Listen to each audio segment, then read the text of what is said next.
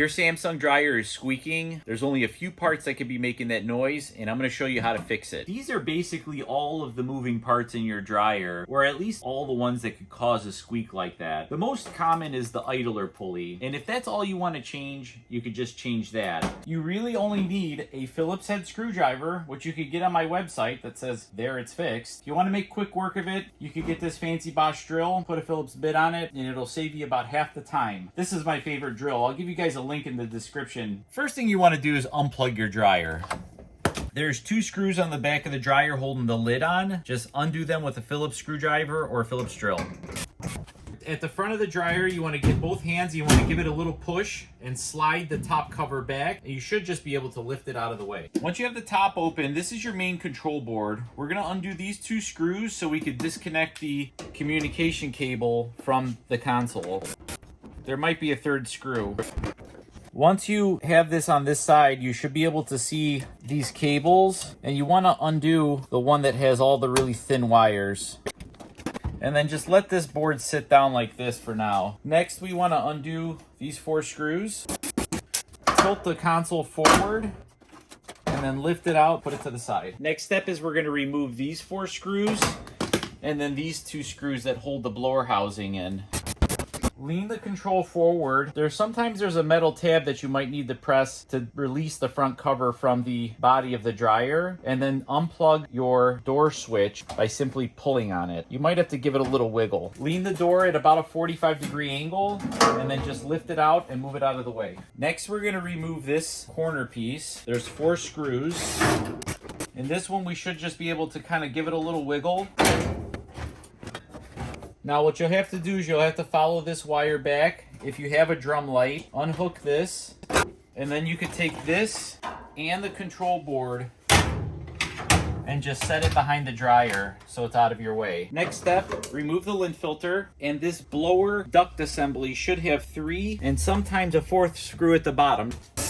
Pull it out from the bottom, and then slide it down and move it out of the way. Unplug this dryer moisture sensor. The next step is we're going to remove these 4 screws to take this front cover off.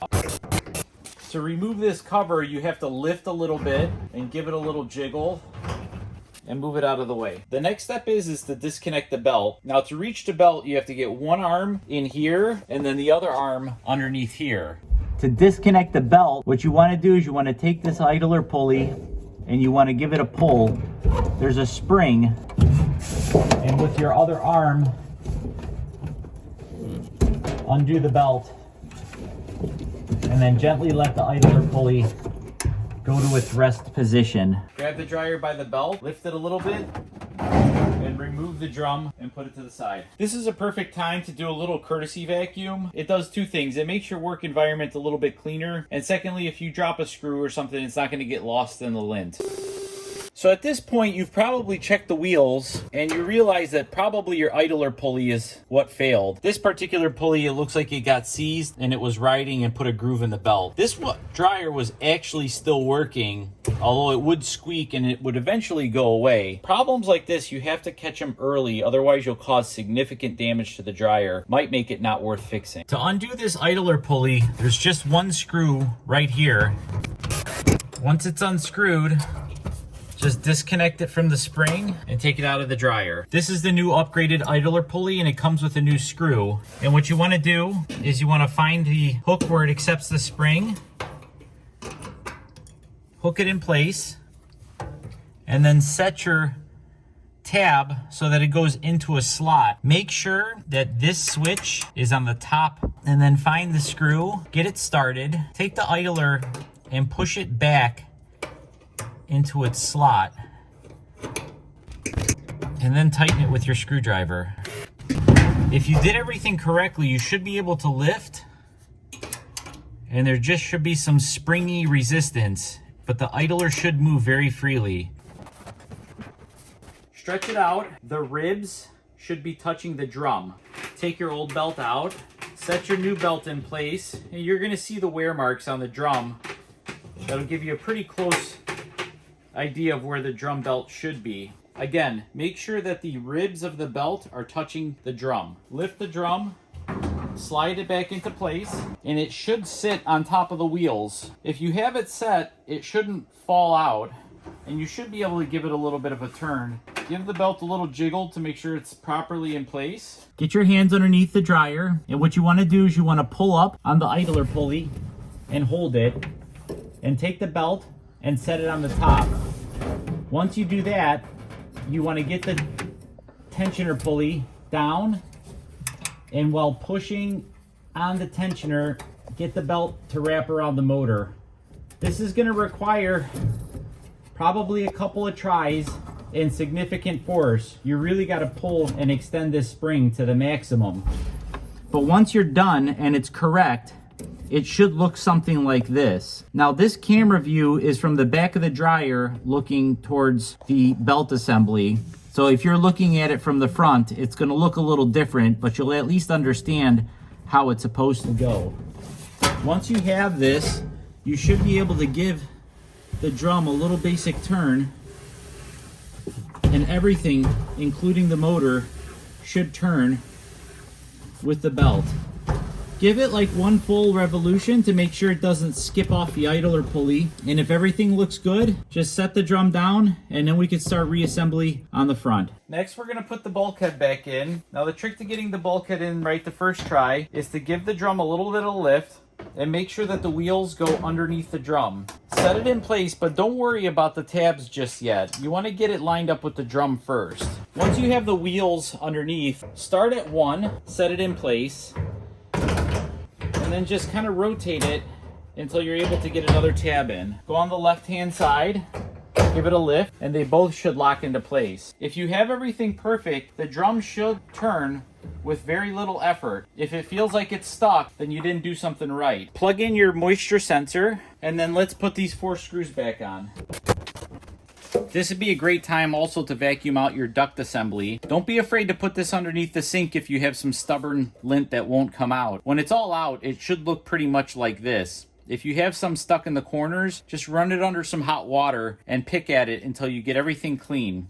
Once it's clean, towel dry it and let it dry for a little bit longer and put it back into the dryer. You want to start by setting the duct inside the filter, and once it's up, it should click in to the blower housing, and put the 3 or 4 screws back depending on your model. Don't forget to put your lint filter back in. Next, you want to take your control panel and your bracket assembly and just kind of get everything back into place again. The control panel will sit just about right here, and you have to guide these wires back into these little loops so they don't fall out of the way somewhere. Now, if your dryer has a drum light, you want to have the wire going on the bottom loop, plugging in, and that's how it should be routed. Through this loop, pinch between these 2 forks, and then through every loop. Next, you want to find these slots and the corresponding slots on the other side, and just get them to slide into place. Once it's right, it should click in with a very satisfying click. Now, before you go any further, make sure that your door switch harness is dangling from the bottom, and make sure it's not stuck somewhere where you can't access it. Then we're going to put the 4 screws back on to hold this cover back.